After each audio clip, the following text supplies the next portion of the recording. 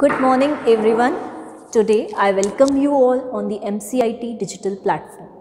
Right, we were discussing about the developmental biology paper 3rd zoology, and in the previous class we have discussed about the stem cells, right, how stem cells undergo different functions, right. So now we will discuss about the cloning.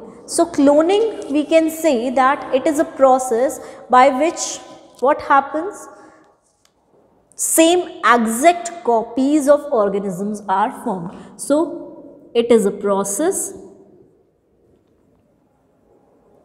by which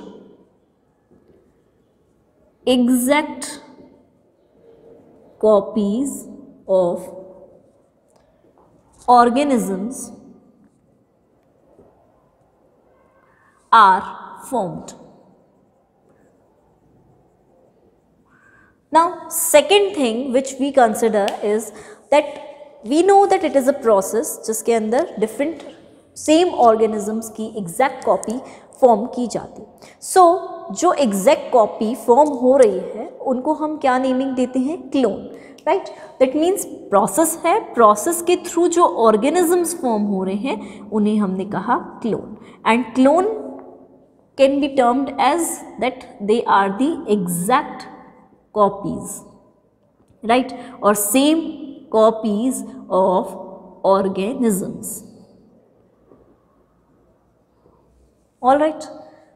So clone exact copies हैं organisms के जो बिल्कुल similar होते हैं.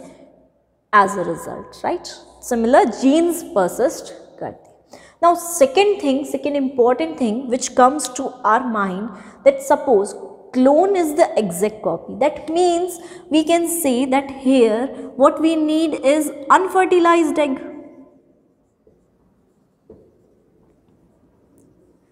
Right, here fertilized egg can't be used, right? So here we need unfertilized egg, and unfertilized egg, so for cloning unfertilized egg is used.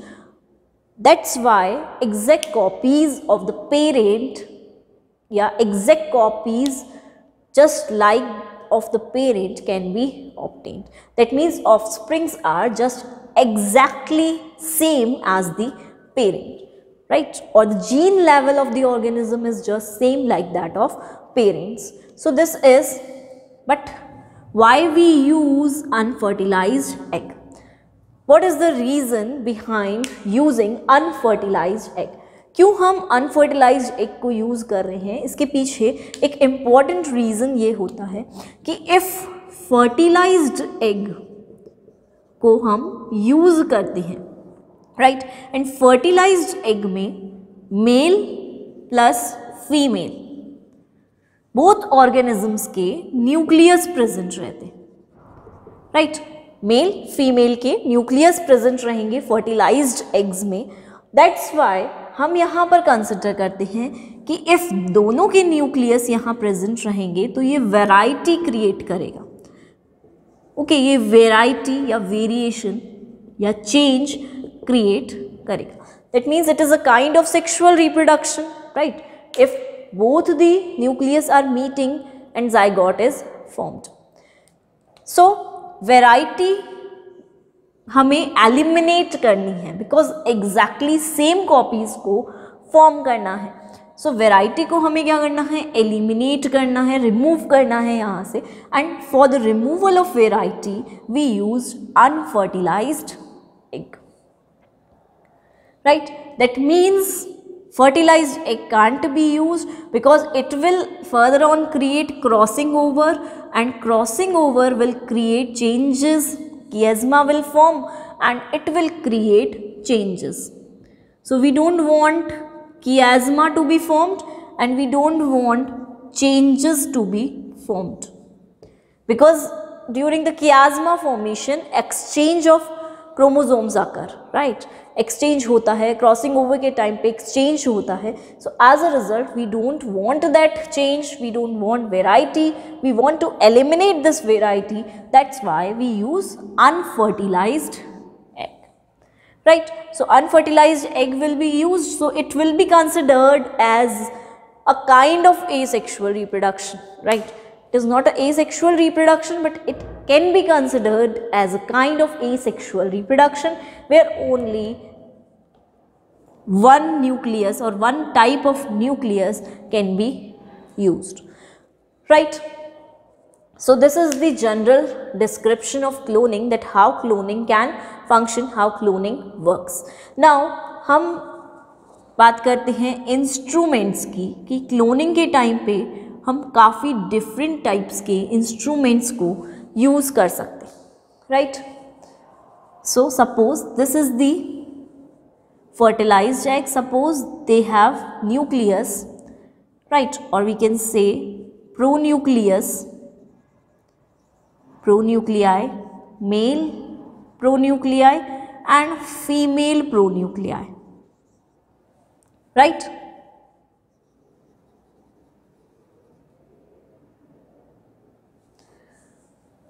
This is a kind of fertilized egg. We have to make it to unfertilized. हमें convert करना है इसे unfertilized में.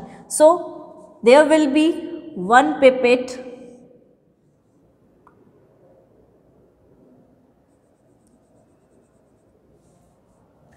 This pipette is called as injecting pipette.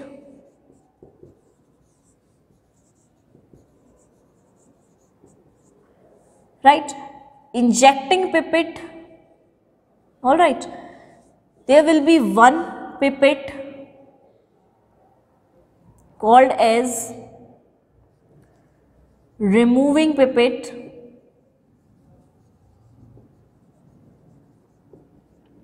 And there will be here some sort of supporting clips, right? So this is unfertilized egg.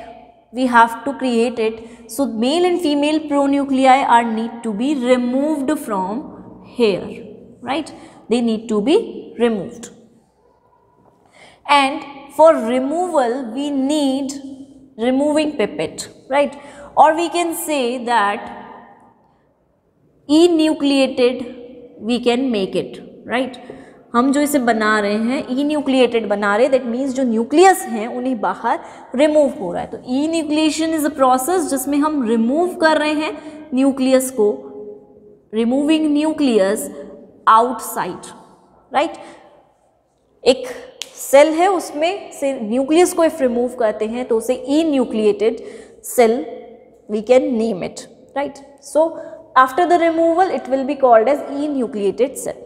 And injecting pipette is used for injection of some sort of nucleus inside the egg, inside the enucleated kind of egg. enucleated बना रहे हैं, enucleated के बाद हम कुछ nucleus भी बाहर से इंजेक्ट करेंगे तो उसे इंजेक्टिंग पिपेट बोले. अब हम बोल रहे हैं एक डोनर होगा, राइट? और एक रेसिपिएंट होगा, ठीक है? ये दो टर्म्स क्लोनिंग के टाइम पे हम बहुत ज़्यादा कॉमनली यूज़ करते हैं. सो इफ़ हम बोल रहे हैं कि डोनर है और एक हम बोल रहे हैं रेसिपिएंट है, यानी कि if we are saying that it is a recipient, that means it receives something, and if we are saying it is a donor then it donates something, right? So there are two types of organisms, donors and recipients. Now one important thing which we notice here is that suppose this is recipient, this is donor, then what is the role of recipient and donor? इन दोनों का role क्या होगा, right? Just like अगर हम एक normal generally देखते हैं तो हम ऑब्जर्व करेंगे, राइट? इन जनरल हम देख रहे हैं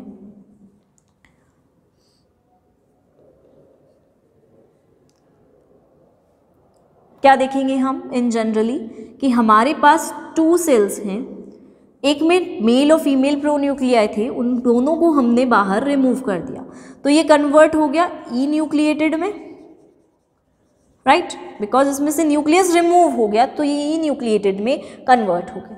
एक सेल है हमारे पास बॉडी के किसी भी पार्ट का, राइट? बॉडी सेल है, इसमें से भी हम न्यूक्लियस को रिमूव कर रहे हैं एंड इस न्यूक्लियस को हम इंजेक्ट कर रहे हैं इसमें, इन्यूक्लिएटेड पार्ट में इसके अंदर इंजेक्ट कर रहे हैं। तो इन बेसिकली हमने इस फॉर्मूला को अप्लाई करना है क्लोनिंग के लिए, राइट। सो इन जनरल हम यहाँ पे क्या कर रहे हैं, ये जो सेल है ये इन्यूक्लिएटेड सेल है जो कि रिसीव करेगा बाद में न्यूक्लियस, तो इसे हम रेसिपिएंट बोल देंगे। एंड ये जो सेल है ये डोनेट कर रहा है अपना न्यूक्लियस इसको, तो इसे हम डोनर बोल देंगे। सो इस टाइप से हम डोनर और रेसिपिएंट को कैटेगराइज करते हैं कि कैसे डोनर होते हैं, कैसे रेसिपिएंट होते हैं और किस टाइप के इंस्ट्रूमेंट्स का हम नॉर्मली इन जनरल यूज़ कर सकते हैं। नाउ एक जनरल सी थिंग देखते हैं,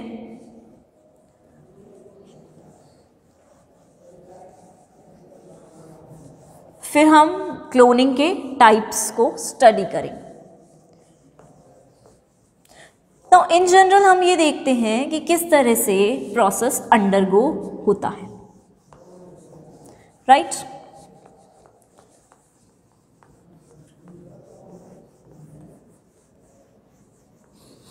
बिकॉज हमने बात कर ली डोनर है, रेसिपिएंट है, क्लोनिंग प्रोसेस अंडरगो कर रहा है, राइट। सो किस टाइप से अंडरगो करता है ये भी ऑब्जर्व कर लेते हैं। जैसे सपोज हमारे पास अनफर्टिलाइज्ड एग है, प्रेजेंट है, राइट। अनफर्टिलाइज्ड एग में से हमने दोनों न्यूक्लियसेस को रिमूव कर दिया, इसलिए ये अनफर्टिलाइज्ड एग है। प्लस हम इसको बोल सकते हैं टू इन्यूक्लिएटेड स्ट्रेन। एक और सेल है हमारे पास जो कि इंटेस्टाइन का सेल है, राइट। इसमें भी न्यूक्लियस होगा, इसको भी हम रिमूव करेंगे, तो हम यहां बोलेंगे one enucleated strain. And because ये सेल हमने इंटेस्टाइन एरिया से लिया है, ऑब्टेन किया है, तो हम इसे इंटेस्टाइनल सेल कह सकते हैं, right. We can call it as intestinal cell. Now हमने यहाँ लिखा टू इन्यूक्लिएटेड मीन्स यहाँ हमने मेल और फीमेल दो न्यूक्लियस को इन्यूक्लिएट किया है, रिमूव किया है, इसलिए हमने टू इन्यूक्लिएटेड स्ट्रेन। यहाँ क्योंकि इंटेस्टाइन का सेल था तो हमने एक ही न्यूक्लियस को रिमूव किया है, तो one enucleated strain. Now second question which comes to our mind is, after this what happens? Here what will happen? Fusion will occur, and as a result of fusion this enucleated recipient cell will receive nucleus of the intestine, right. So this kind of cell will be formed, and as a result it will form blastula, right, because we are putting it into a nutrient medium, we are allowing it to grow or develop, so blastula structure will be formed. As a result, we will observe that some blastula will not be able to form anything, right, they will die here, die हो जाएंगे, because उन्हें proper nutrient नहीं मिला और proper environment condition इन्हें नहीं मिल पाई, right. In the same case blastula stage second में हम फर्स्ट में हमने बोला डाई हो गया, सेकंड ब्लास्टुला में ही हमने ऑब्जर्व किया एनवायरमेंटल कंडीशंस इसे मिली, न्यूट्रिएंट मीडियम मिला, बट कुछ और फैक्टर्स भी वहाँ पर यूनाइट हो गए, जिसके कारण जो डेवलपमेंट हुआ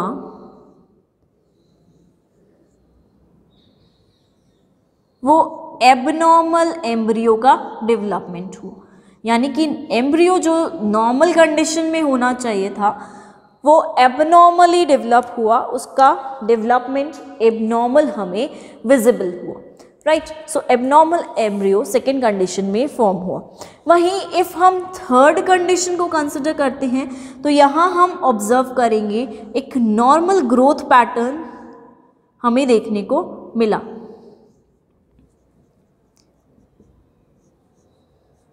राइट। इस टाइप से एक नॉर्मल ग्रोथ पैटर्न यानी कि tadpole larva, and tadpole larva के बाद वही फ्रॉग,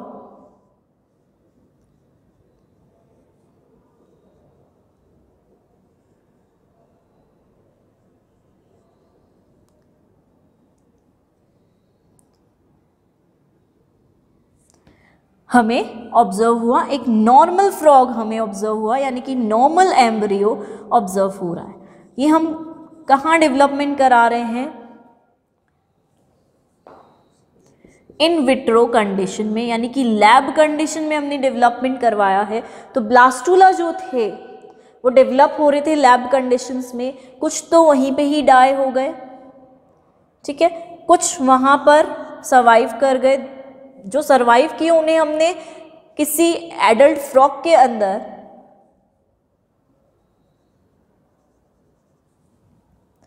पुट किया, या फिर हम बोल रहे हैं कि अगर फ्रॉग का डेवलपमेंट एक्सटर्नल है तो हमने बाहर ही ऐसा इन्वायरमेंट प्रोवाइड किया जिसके थ्रू टेडपोल में उसका डेवलपमेंट हो सके and adult normal embryo form हो सके।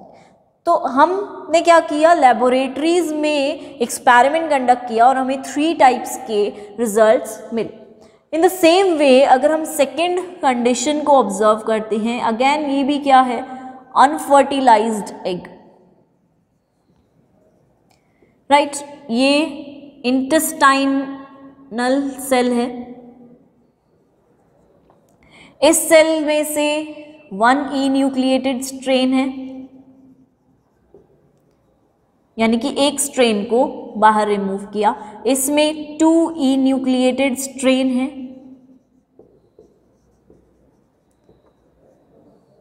राइट, यानी कि 2 न्यूक्लियस को रिमूव किया एंड एज अ रिजल्ट यहाँ पर कॉम्बिनेशन करवाया। अगेन इसे प्रॉपर एनवायरमेंटल कंडीशंस में ग्रो किया। तो फर्स्टली हमने इनको न्यूट्रिएंट मीडियम सर्वाइव किया, प्रोवाइड किया और ब्लास्टुला को ग्रो किया। तो ये डिफरेंट ब्लास्टुलास ग्रो हुए न्यूट्रिएंट मीडियम में, एंड इफ इनका डेवलपमेंट प्रोसीड करवाया तो इन जनरल टेडपोल लार्वास का फॉर्मेशन हुआ। मीन्स हमें यहाँ पर ज़्यादा चेंजेस नहीं दिखे, टेडपोल लार्वास ऑलमोस्ट फॉर्म हुए, डाई या एबनॉर्मल एम्ब्रियोज वाली कंडीशन हमें कम देखने को मिली। तो इसे हमने बोल दिया फर्स्ट टायर जनरेशन, राइट। अब इसी जनरेशन से हमने वापस से या तो सेल्स लिए या इन्हीं को हमने रिप्रोड्यूस करवाया और ब्लास्टुला को डेवलप करवाया, राइट। ब्लास्टुला डेवलप हुए, इनके बाद वाली जनरेशन से इनसे मिली हैं, तो इन जनरेशन्स को हमने नेमिंग दे दिया। बिकॉज इन जनरेशन से बनी है तो इनको हमने नेमिंग दे दिया second tyre generations, because in generations के बाद इनका फॉर्मेशन हुआ। दैट्स वाई ये फर्स्ट टायर, ये सेकेंड टायर जनरेशन्स, ये टेडपोल लार्वास फॉर्म हुए, ये ब्लास्टुला का स्ट्रक्चर फॉर्म हुआ, राइट। सो इस टाइप से हम क्लोनिंग प्रोसेस को प्रोसीड करवा सकते हैं, आगे कैरी फॉरवर्ड करवा सकते हैं। नाउ सेकेंड थिंग, ये तो क्लियर है कि फर्स्ट टायर और सेकेंड टायर, यानी कि क्लोनिंग में हम जनरेशन्स के बाद जनरेशन्स क्रिएट कर सकते हैं, बहुत सारे क्लोन्स प्रिपेयर कर सकते हैं।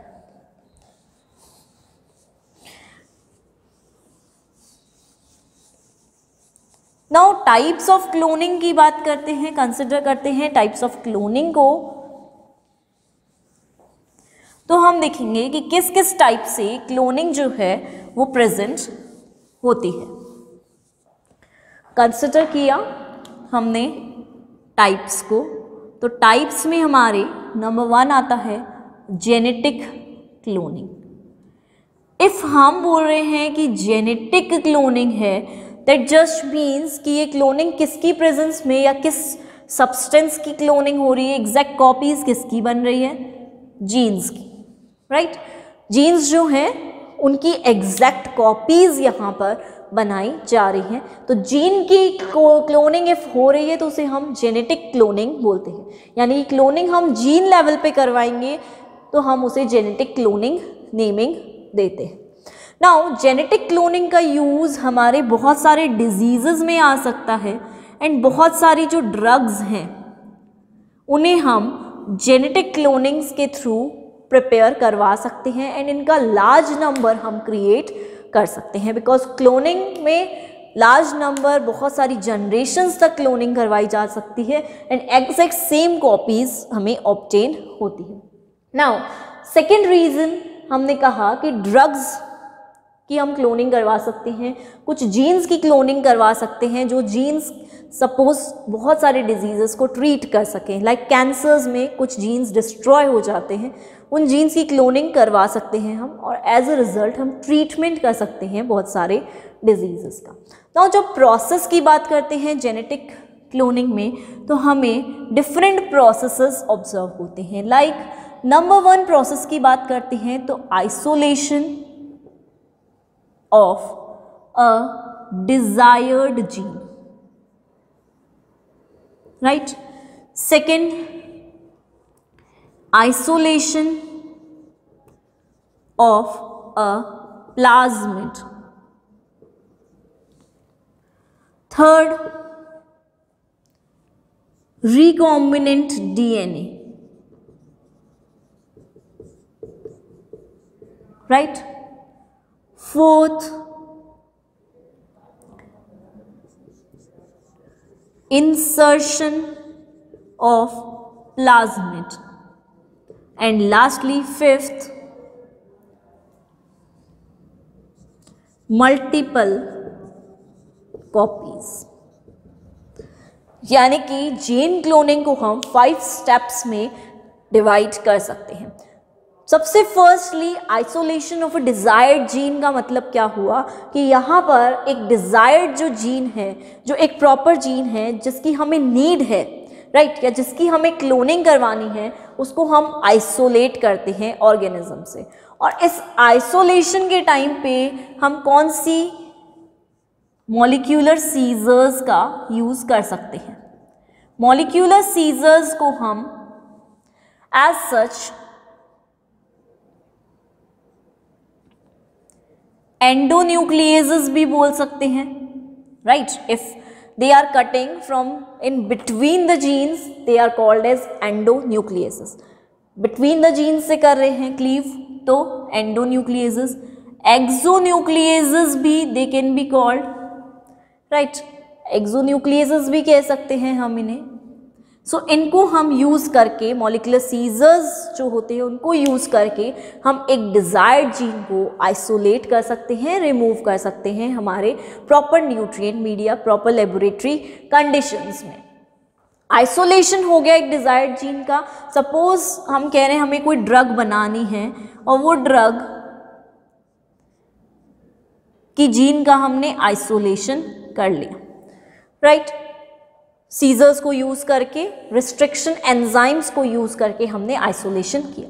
नाउ अब इस आइसोलेटेड जीन को हमें किसी के अंदर प्लेस भी करना होगा, तो उसके लिए हमें एक प्लाज्मिड के आइसोलेशन की नीड भी होगी।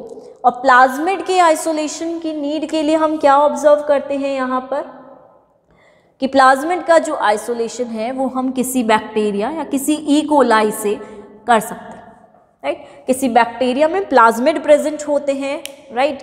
सर्कुलेटरी बॉडीज, लाइक सपोज ये बैक्टीरिया है, इसमें एक प्लाज्मिड प्रेजेंट होगा जो कि सर्कुलर बॉडी के वे में है, डीएनए कंटेंट होता है इसके अंदर, सो उसको हम बाहर की तरफ रिमूव कर लेते हैं। तो एक डिज़ायर्ड प्लाज्मिड का भी हम, जो डिज़ायरेबल हो, जो कि हमारी जो भी नीड्स हैं उसको फुलफ़िल कर सके, उसके पास हाई कैपेसिटी हो, ज़्यादा से ज़्यादा बेसिस को वो एक्यूमुलेट कर सके, इस टाइप के डिज़ायर्ड प्लाज्मिड को हम बाहर की तरफ रिमूव करते हैं।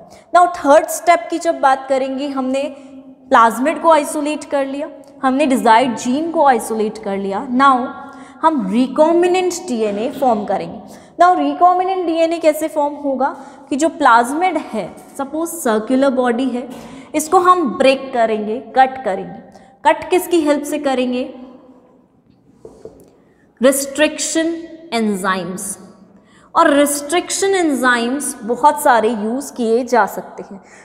सेम हमने यही बात बोली कि रिस्ट्रिक्शन एंजाइम्स मॉलिक्यूलर सीजर्स की तरह वर्क कर रहे हैं, यानी कि मॉलिक्यूल्स को कट करने में हेल्प कर रहे हैं, और सेम मॉलिक्यूलर सीजर्स का हम यहाँ पर भी यूज़ करते हैं। रीज़न ये है कि सेम रिस्ट्रिक्शन एंजाइम्स का यूज़ दोनों जगह पर करने का, कि रिस्ट्रिक्शन एंजाइम्स कुछ एंड में सीक्वेंसेस या स्टिकी एंड्स को छोड़ते हैं। इफ दोनों का सेम जगह से कट होगा तो दोनों का जो अटैचमेंट है वो बहुत इजी हो जाएगा, इजी गोइंग होगा, राइट। इसलिए सेम रिस्ट्रिक्शन एंजाइम यूज़ किया जाता है, और बहुत सारे रिस्ट्रिक्शन एंजाइम्स इन नेचर हमें ऑब्जर्व होते हैं जो कि मॉलिक्यूलर सीजर्स की तरह वर्क कर सकते हैं। सो इसको हमने ब्रेक करना है। इसको ब्रेक करके हमारे पास स्पेस आ जाएगा। इस स्पेस में हमने जो डिज़ायर्ड जीन ऑब्टेन किया उस जीन को हमें यहाँ पर प्लेस करना है, राइट। अब प्लेस करते ही already because same restriction enzyme से कट किया गया है दोनों को, तो उनमें प्रॉपर्टीज़ होंगी, एक दूसरे से स्टिक करेंगे। एंड इफ़ ये स्टिक करते हैं तो उसके बाद एक डीएनए लाइगेज एंजाइम का भी यूज़ किया जाता है जो कि इनके एंड्स को जॉइन कर देता है, जॉइनिंग में हेल्प करेगा, जॉइन कर देगा इनके एंड्स को, और एज सच ये जो है ये हमारा रिकॉम्बिनेंट डीएनए प्रिपेयर हो जाता है। नाउ रिकॉम्बिनेंट डीएनए को हम बोलेंगे आरडीएनए, एंड इस आरडीएनए या रिकॉम्बिनेंट डीएनए को जिसमें हमने प्लाज्मिड में प्लेस किया है, उस प्लाज्मिड को हम एक डिफरेंट ई कोलाई में, डिफरेंट बैक्टीरिया में प्लेस कर देंगे, इंसर्ट कर देंगे, insertion of plasmid, and as a result उसे हम मल्टीप्लाई होने के लिए, रेप्लिकेट होने के लिए, रेप्लिकेशन में भी क्या होता है, एग्जैक्ट सेम कॉपीज़ का फॉर्मेशन होता है। सो रेप्लिकेट होने के लिए हम उसे लीव कर देंगे, एंड बाद में हम उससे डिज़ायर्ड जो जीन थे हमारे मल्टीपल कॉपीज़ में आ चुके हैं, तो वहाँ से हम इसे ऑब्टेन कर लेंगे। So in this way gene cloning जो है वो हमारी फंक्शन करती है, यानी कि 5 स्टेप्स में है। एक डिज़ायर्ड जीन लिया, उसे कट किया, प्लाज्मिड लिया डिज़ायर्ड, रिकॉम्बिनेंट डीएनए बनाया, प्लाज्मिड में प्लेस किया डीएनए को प्लेस करने के बाद प्लाज्मिड में इंसर्ट किया, प्लाज्मिड को इंसर्ट किया, और लास्ट में मल्टीपल कॉपीज़ का formation. Now second step, second type की हम बात करेंगे, तो सेकेंड टाइप आता है हमारा सेल क्लोनिंग, यानी कि जेनेटिक क्लोनिंग में हमने बात की थी जीन्स की क्लोनिंग पैटर्न की। सेल क्लोनिंग में हम सेल्स की क्लोनिंग की बात करेंगे, यानी कि एग्जैक्ट कॉपीज़ जो फॉर्म हो रही हैं वो किसकी होंगी, सेल्स की एग्जैक्ट कॉपीज़ का फॉर्मेशन होगा। नाउ इस सेल की एग्जैक्ट कॉपीज़ के फॉर्मेशन के लिए हम जो टेक्निक यूज़ करते हैं उसे बोलते हैं hybridoma technique, right, hybridoma technique. इस टेक्निक में सेल्स को क्लोन किया जाता है। कैसे किया जाता है, वही हम 2 टाइप के डिफरेंट टाइप के सेल्स लेंगे, उन्हें एक साथ फ्यूज़ करेंगे, एंड अगेन उन्हें रेप्लिकेट होने देंगे। लेकिन क्योंकि हमने इसे हाइब्रिडोमा टेक्निक या हाइब्रिडोमा टेक्नोलॉजी बोला है, तो इसके अंदर हमें कुछ वेरिएशंस देखने को मिलेंगे। नाउ सेल क्लोनिंग में हाइब्रिडोमा टेक्निक है, और हाइब्रिडोमा टेक्निक में हम myeloma cells plus B cells 2 type के सेल्स को इंक्लूड करते हैं। बी सेल्स स्प्लीन से लिए जाते हैं, राइट, एंड माइलोमा सेल्स ये कैंसरस सेल्स होते हैं, राइट। इनके पास प्रॉपर्टीज़ होती हैं कि ये कैंसर की तरह, जैसे कैंसर्स में फास्ट डिवाइजिंग प्रॉपर्टी देखी जाती है कि फास्टली रैपिडली डिवीजन ऑब्जर्व होता है, इन the same way myeloma sales में भी डिवीजन जो है वो फास्ट रेट से या रैपिड रेट से ऑब्जर्व होता है, राइट। इसलिए हम माइलोमा सेल्स को कंसिडर करते हैं, यहाँ हम बी सेल्स लेते हैं। इन दोनों ही सेल्स को हम फ्यूज कराते हैं, राइट, फ्यूजन होता है पीईजी में, राइट, पीईजी के सॉल्यूशन में फ्यूजन करवाया जाता है दोनों टाइप के सेल्स का। दोनों टाइप के सेल्स फ्यूज होकर एक सिंगल बॉडी फॉर्म करते हैं एंड इस सिंगल बॉडी को आगे ग्रोथ मीडियम में प्लेस किया जाता है। ग्रोथ मीडियम या न्यूट्रिएंट मीडियम हम कह सकते हैं दिया जाता है एंड इस न्यूट्रिएंट मीडियम में ये ग्रोथ करके हाइब्रिडोमास बनाते हैं। लाइक हमने बोला हाइब्रिडोमा का मतलब ये होता है कि टू टाइप के सेल्स एक साथ मिलकर कंबाइन होकर वर्क कर रहे हैं, राइट। हाइब्रिड यानी कि टू डिफरेंट टाइप के सेल्स हैं। तो हाइब्रिडोमा वो बॉडीज जिसमें टू डिफरेंट टाइप्स के सेल्स का कॉम्बिनेशन है, बी सेल्स का, माइलोमा सेल्स का, पेग की प्रेजेंस में, इलेक्ट्रिक शॉक की प्रेजेंस में यूनाइट करते हैं, इनमें फ्यूजन होता है एंड हाइब्रिडोमा बनाते हैं। अब ये हाइब्रिडोमा जो होंगे इनके पास फंक्शन है फास्ट ग्रोथ का भी एंड बी सेल का फंक्शन होता है कि ये रेप्लिकेट हो सकते हैं, राइट।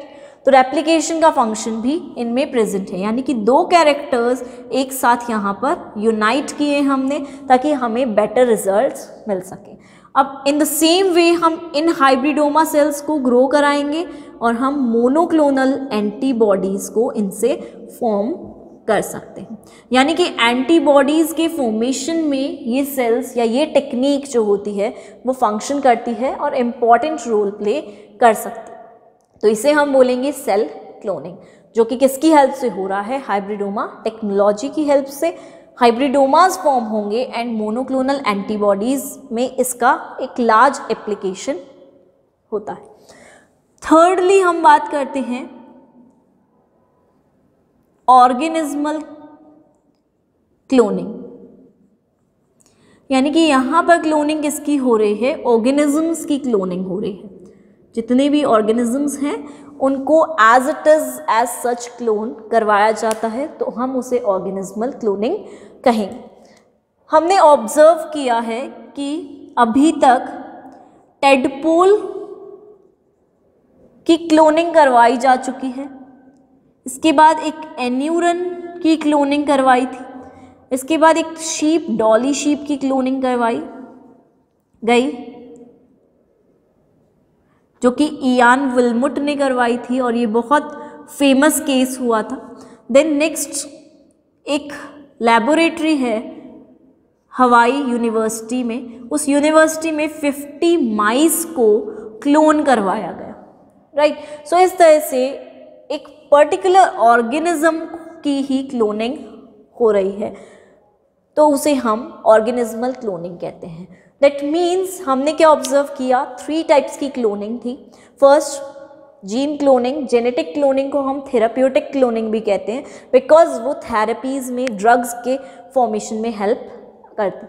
सेल क्लोनिंग जिसमें हाइब्रिडोमा टेक्निक थी, हाइब्रिडोमा टेक्निक में हम यहाँ पे माइस के ऊपर एक्सपेरिमेंट्स कर चुके हैं और माइस के ही बी सेल्स स्प्लीन से और माइलोमा सेल्स, कैंसरस सेल्स को यूज़ करके हमने हाइब्रिडोमास क्रिएट किए। एंड थर्ड इज ऑर्गेनिज्मल क्लोनिंग, जो कि जिसमें ऑर्गेनिजम्स की क्लोनिंग करवाई।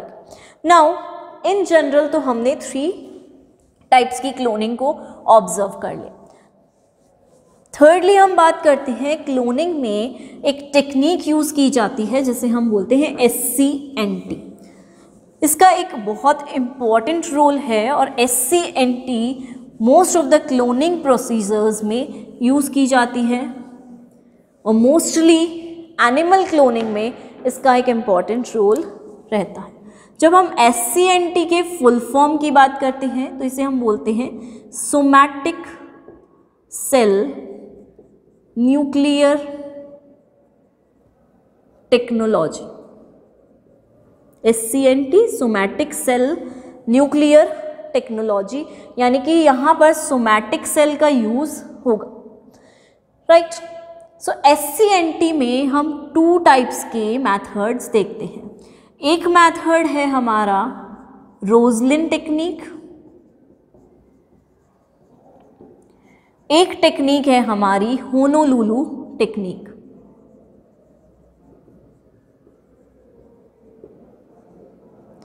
जब रोजलिन टेक्निक की बात करते हैं तो इसे रोजलिन इंस्टीट्यूट में प्रिपेयर किया गया था, इसलिए इसे हमने नेम दिया रोजलिन टेक्निक, राइट। ये टेक्निक दी थी इयान विल्मुट ने, राइट। इयान विल्मुट ने इस टेक्निक को दिया था और ऑब्जर्व भी किया था। इयान विल्मुट के साथ साथ केथ कैम्पबेल जो है, इन्होंने भी इस टेक्निक को इन्हीं के साथ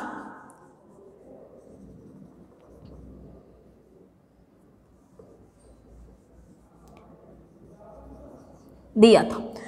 इन दोनों साइंटिस्ट ने मिलकर इस टेक्निक को दिया था, रोजलिन इंस्टीट्यूट में दी गई थी। अब इस टेक्निक में, या हम बोल सकते हैं इस टेक्निक के थ्रू डॉली शीप का फॉर्मेशन करवाया गया, और इस शीप का हम बोल सकते हैं कि इसके 4 मदर्स हो सकती हैं, राइट। जैसे हमने इन जनरल स्टडी किया था क्लोनिंग मेथड को, तो उसमें हमने बोला था एक सेल हमें कौन सा चाहिए था, इन्यूक्लिएटेड सेल, राइट, जो कि अनफर्टिलाइज्ड एग था। अनफर्टिलाइज्ड एग एक सेल। सेकेंड सेल हमने बोला कि हमें चाहिए था एक सोमैटिक सेल, राइट। जैसे हमने लिया था इंटेस्टाइन का सेल, तो वो एक सोमैटिक सेल है, ये एक जेनेटिक सेल है, राइट, जीन लेवल का सेल है, तो सोमैटिक सेल हमने लिया। थर्डली हमने सरोगेट मदर का यूज़ किया, और फोर्थली एक मदर रियरिंग के लिए यूज़ की गई। इस टाइप से 4 मदर्स हम बोलते हैं डॉली शीप की प्रेजेंट हो सकती थी। एक ने तो क्या किया, अपना अनफर्टिलाइज्ड एग को डोनेट किया, यानी कि ये डोनर थी, राइट। तो इसके कुछ कैरेक्टर्स, तो पहली मदर ये हुई। सोमैटिक सेल में हमने मैमरी ग्लैंड के सेल्स लिए थे, और सेल्स हम वो लेते हैं जो कि रेप्लिकेशन की पावर रखते हैं, जो कि डिवाइड हो सकते हैं, इजीली ग्रोथ को शो कर सकते हैं। तो मैमरी ग्लैंड का सेल लिया, तो इसमें रेसिपिएंट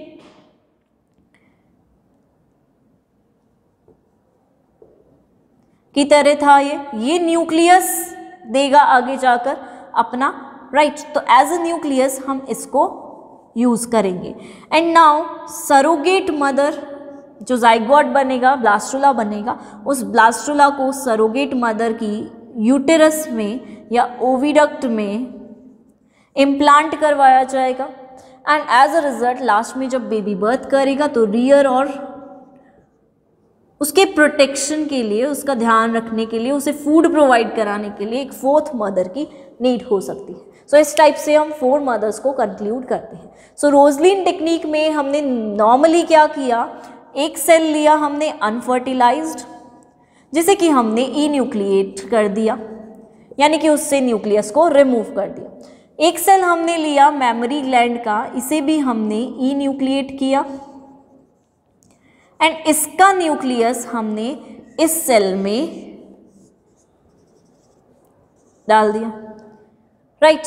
इस तरह से एक क्लोन टाइप में, ठीक है।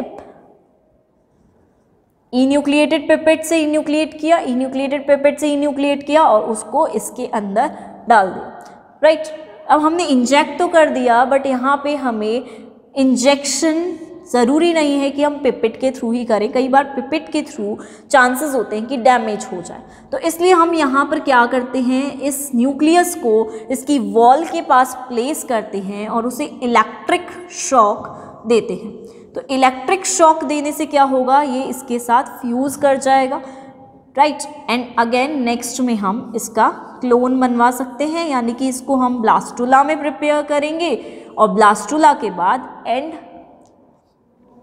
मदर के अंदर सरोगेट मदर जो कि रखती है ग्रो के लिए, उस सरोगेट मदर में ब्लास्टुला को इम्प्लांट किया और एज अ रिजल्ट इसका बर्थ होगा। यानी कि टेक्निक में क्या कर रहे हैं, अनफर्टिलाइज्ड एग ले रहे हैं, मैमरी ग्लैंड दोनों को इलेक्ट्रिक शॉक के थ्रू फ्यूज करवा रहे हैं, राइट।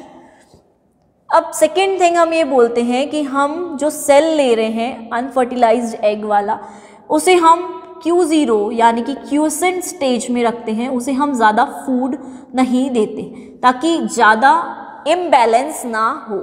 यानी कि हम उसे स्टाव रखते हैं थोड़े दिन के लिए, थोड़े डेज के लिए, और फिर क्यूसेंट स्टेज उसे हम देते हैं Q0 नेमिंग, ताकि हम जहाँ पर हो सके हम बैलेंस करके रखें।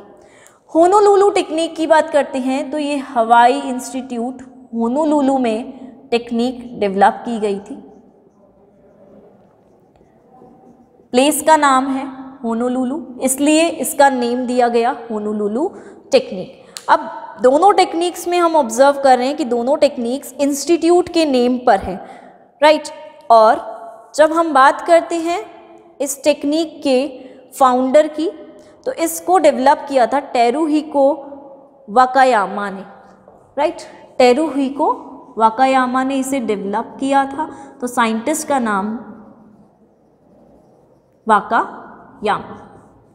नाउ इस टेक्निक का रोजलिन टेक्निक से क्या डिफरेंस है ये हम ऑब्जर्व करते हैं कि इसमें भी सेम हमने अनफर्टिलाइज्ड एग लिया है जो कि इन्यूक्लिएट कर दिया गया है।